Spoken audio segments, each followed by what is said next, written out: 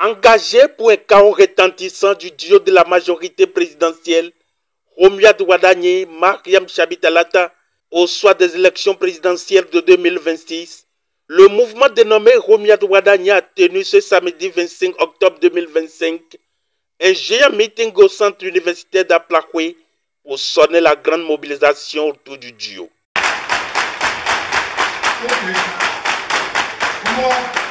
Oui, nous sommes ici rassemblés pour réfléchir ensemble aux stratégies concrètes, efficaces et audacieuses qui feront du Koufo le fer de lance de la victoire de M.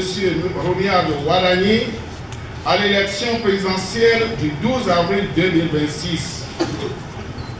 Une victoire éclatante, une victoire avec un chaos, une victoire sans appel. Après ces mots de bienvenue de l'Esmé Sylvain Daroué d'Aplakwe, le coordinateur départemental Victor Dadjen, devant micro et caméra, nous explique pourquoi cette belle assise. Ce jour 25 octobre 2025, je ne prends pas simplement la parole pour ouvrir une cérémonie. Je prends la parole pour ouvrir une nouvelle ère. Celle où la jeunesse du Koufo a choisi de se lever, d'agir et de s'unir autour d'une vision claire, ambitieuse et patriotique. Cette nouvelle ère symbolise celle d'un délai fort, interne et prospère, incarné par le leadership d'un homme d'État d'exception. Je veux nommer son Excellence Romuald Wadagni. Une rencontre pas comme les autres et qui sera très bien accueillie par les autorités du plus haut niveau du présent regroupement. Ce que je viens voir ici ce soir me réconforte davantage que le grand boulot reste toujours au-delà des découpages territoriaux qui ont été donc effectués. Les deux départements sont toujours ensemble et que Romuald Wadagni est votre fils. Applaudissez pour vous-même.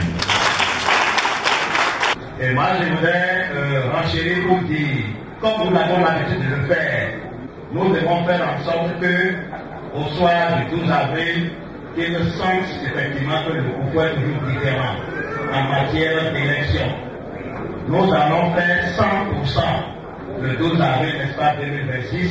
Nous devons aller dans tous les rameaux, aider les gens à identifier les zones de vote, au fait que d'ici 12 avril 2025, à 12 heures maximum, tout le pouvoir de la de faire les élections.